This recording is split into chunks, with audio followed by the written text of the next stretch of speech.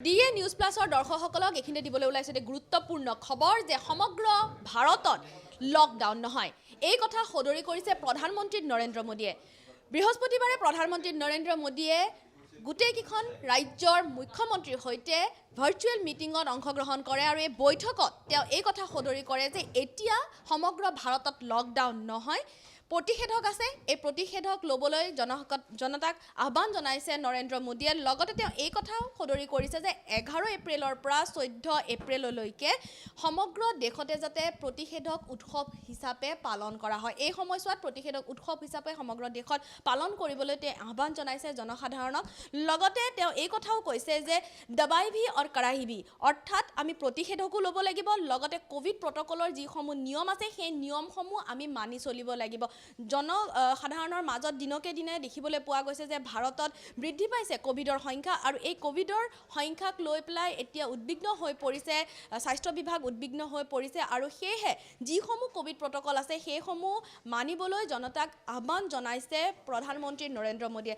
जहां पर कोरोना का स्प्रेड तेज हो रहा है उन राज्यों के साथ विशेष रूप से चर्चा की गई है, लेकिन बाकी राज्यों के पास भी काफी अच्छे सुझाव हो सकते हैं।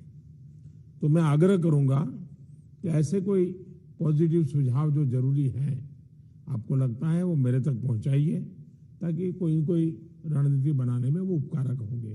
स्वास्थ्य सचिव की तरफ से प्रेजेंटेशन रखा गया, उससे भी स्पष्ट है कि एक बार फिर चुनौतीपूर्ण स्थिति बन रही है। ऐसे में गवर्नेंस सिस्टम में सुधार ये बहुत आवश्यक है। ये मैं समझ सकता हूं कि साल भर की इस लड़ाई के कारण व्यवस्था में भी थकान आ सकती है, ढीलापन भी आ सकता है, लेकिन ये 2-3 सप्ताह और अगर हम टाइट करें, देश फर्स्ट वेव के समय की पीक को क्रॉस कर चुका है और इस बार के ग्रोथ रेट में पहले से भी ज्यादा तेज है। दूसरा, महाराष्ट्र, छत्तीसगढ़, पंजाब, मध्य प्रदेश, गुजरात समेत कई राज्य फर्स्ट वेव की पीक को भी क्रॉस कर चुके हैं। कुछ और राज्य भी इस ओर तेजी से बढ़ रहे हैं।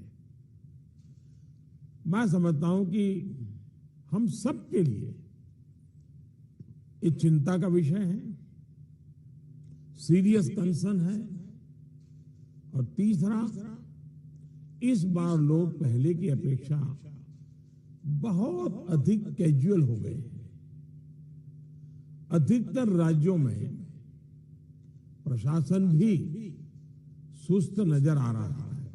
कोरोना के प्रसार को रोकने के लिए फिर से युद्ध स्तर पर काम करना आवश्यक है।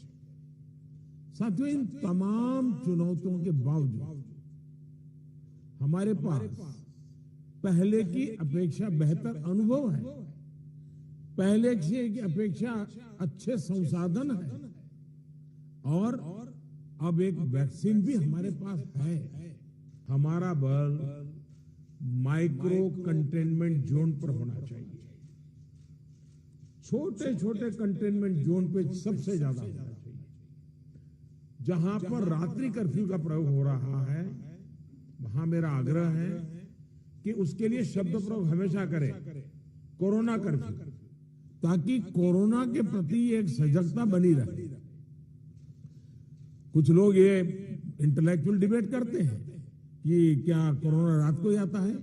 हकीकत में दुनिया ने भी ये रात्रि कर्फ्यू के प्रयोग को स्वीकार किया है, क्योंकि हर व्यक्ति को कर्फ्यू समय होता है तो याद आता है कि हाँ, मैं कोरोना काल में जी रहा हूं और बाकी जीवन व्यवस्थाओं को कम से कम प्रभाव होता है।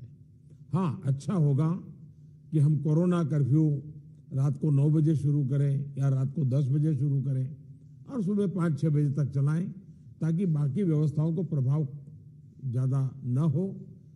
और इसलिए उसको कोरोना कर्फ्यू के नाम से ही प्रचलित करें। और कोरोना कर्फ्यू एक प्रकार से लोगों को एजुकेट करने के लिए काम आ रहा है, अवेयरनेस के लिए काम आ रहा है। तो हमने इसके तरफ ध्यान देने के, लेकिन मैंने पहले कहा अब हमारे पास व्यवस्था इतनी हो चुकी है, माइक्रो कंटेनमेंट जोन, उसी पर बल दीजिए, आपको अच्छे परिणाम मिलेंगे। हाँ, उसमें जरा सरकार को थोड़ी मेहनत ज्यादा पड़ती है, गवर्नेंस को टाइट रखना पड़ता है, हर चीज को माइन्यूटली ऑब्जर्व करना पड़ता है, लेकिन ये मेहनत रंग लाएगी, ये मुझ पे विश्वास कीजिए। दूसरी बात है कोविड एप्रोप्रिएट बिहेवियर और कोविड मैनेजमेंट, इन्हीं चीजों पर हमें बल देना है। हम जितना ज्यादा टेस्टिंग करेंगे तो एसिम्प्टोमेटिक जो पेशेंट होगा वो भी ध्यान में आ जाएगा, तो परिवार में होम क्वारंटाइन वगैरह ढंग से कर लेगा। हमारे पास वायरस को कंटेन करने के लिए एक अहम तरीका है कि हम ह्यूमन होस्ट को कंटेन करें। इसमें टेस्टिंग और ट्रैकिंग की बहुत बड़ी भूमिका है। हम टेस्टिंग को लाइट न लें और हमारी टारगेट 70% 70% आरटीपीसीआर टेस्ट करने का है।